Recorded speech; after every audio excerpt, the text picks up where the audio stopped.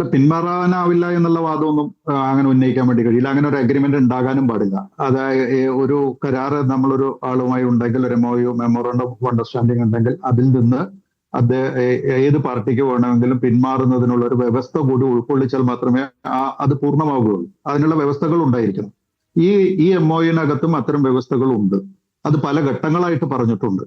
ഇതിൽ ഏതെങ്കിലും ഈ വ്യവസ്ഥകൾ ഇംപ്ലിമെന്റ് ചെയ്യുന്നതിൽ എന്തെങ്കിലും തരത്തിലുള്ള അഭിപ്രായ വ്യത്യാസങ്ങൾ ഉണ്ടെങ്കിൽ അത് പരസ്പരം അറിയിക്കണമെന്ന് പറഞ്ഞിട്ടുണ്ട്. സ്റ്റേറ്റ് ഗവൺമെന്റ് ആണ് ഇംപ്ലിമെന്റിംഗ് ഏജൻസി. അതുകൊണ്ട് അവരത് ഇംപ്ലിമെന്റ് ചെയ്യാൻ തയ്യാറല്ല എന്ന് പറഞ്ഞാൽ ഈ പ്രൊജക്ടുമായിട്ട് മുന്നോട്ട് പോകാൻ വേണ്ടി കഴിയില്ല. അതേസമയം കേന്ദ്ര സർക്കാർ ഈ പദ്ധതി അനുസരിച്ച് PM ശ്രീ പ്രൊജക്ടുമായി ബന്ധപ്പെട്ടിട്ട്, SSK അല്ല, PM ശ്രീ പ്രൊജക്ടുമായി ബന്ധപ്പെട്ടിട്ട് പണം അനുവദിക്കുകയും അത്തരം പ്രൊജക്ടുകൾ തുടങ്ങുകയും സ്കൂളുകൾ സെലക്ട് ചെയ്തതിനു ശേഷം അത്തരം സ്കൂളുകളിൽ അത്തരം പ്രവൃത്തികൾ ആരംഭിക്കുകയും ചെയ്തു കഴിഞ്ഞാൽ ഉണ്ടാകുന്ന അവസ്ഥയെക്കുറിച്ചാണ് ഇപ്പോൾ സംസാരിച്ചുകൊണ്ടിരിക്കുന്നത്. അങ്ങനെ ഒരു സ്ഥിതിയിലേക്ക് കേരളം പോയിട്ടില്ല. ഇതിൽ ഏതെങ്കിലും വ്യവസ്ഥകൾ ഇംപ്ലിമെന്റ് ചെയ്യുന്നതിൽ തടസ്സമുണ്ടെങ്കിൽ അക്കാര്യത്തെ സംബന്ധിച്ച് പരസ്പരം അറിയിക്കാമെന്നും സെറ്റിൽമെന്റ് നടത്താമെന്നും വേണമെങ്കിൽ പരസ്പര സമ്മതത്തോടുകൂടി വിഡ്രോ ചെയ്യാമെന്നും അല്ലെങ്കിൽ ഇതിനകത്തെ നടപടികൾ പൂർത്തിയാക്കിയിട്ട് ബന്ധപ്പെട്ട താല്പര്യമുള്ള സ്റ്റേറ്റിനോ മറ്റുള്ളവർക്കോ ഇത് വിഡ്രോ ചെയ്യാമെന്നും വ്യവസ്ഥയാണ്. കാരണം ഇതിനൊക്കെ അപ്പുറം തന്നെ ഭരണഘടനാപരമായ ചില അധികാരങ്ങൾ കൂടി സംസ്ഥാന സർക്കാരുകൾക്കുണ്ട്. വിദ്യാഭ്യാസമാണല്ലോ, അത് കൺകറന്റ് ലിസ്റ്റിൽ വരുന്നൊരു എൻട്രി ആണല്ലോ. അപ്പൊ അത് സംബന്ധിച്ച് കാര്യങ്ങൾ തീരുമാനിക്കുന്നതിന് സംസ്ഥാന സർക്കാരിനും കൂടെ അധികാരമുണ്ട്. അവിടെ ഒരു സ്റ്റേറ്റിനകത്ത് എന്ത് കാര്യങ്ങൾ നടപ്പാക്കണമെന്ന് തീരുമാനിക്കേണ്ടത് സർക്കാർ തന്നെയാണ്. അതിനൊരു നിർദ്ദേശം അതേപടി അംഗീകരിക്കുകയോ പാലിക്കുകയോ ചെയ്യേണ്ട ഒരു ബാധ്യത സർക്കാരിനുണ്ടോ എന്ന് ഞാൻ കാണുന്നില്ല. ഈ MOUനകത്ത് അങ്ങനെ എന്തെങ്കിലും ഉള്ളതായിട്ട് കാണുന്നില്ല.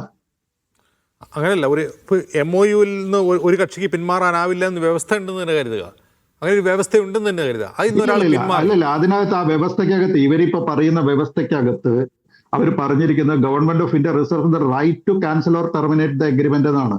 അവര് ആ ഒരു റൈറ്റ് റിസർവ് ചെയ്തിട്ടുണ്ട് ഇത് ക്യാൻസൽ ചെയ്യണമെങ്കിൽ. കാരണം അത് അവരുടെ പ്രൊജക്ട് ആണ്, അതിൽ തർക്കമില്ലല്ലോ. ഇതൊരു മ്യൂച്വൽ അഗ്രിമെന്റ് എന്നുള്ള നിലയ്ക്കല്ല ഒരു കേന്ദ്ര ഗവൺമെന്റും ഒരു സ്റ്റേറ്റ് ഗവൺമെന്റും തമ്മിലുള്ള ഒരു പ്രൊജക്ടിന്റെ ഇംപ്ലിമെന്റ് ചെയ്യുന്നതുമായി ബന്ധപ്പെട്ട ഒരു മെമ്മോറണ്ടം ഓഫ് അണ്ടർസ്റ്റാൻഡിംഗ് ആണ്.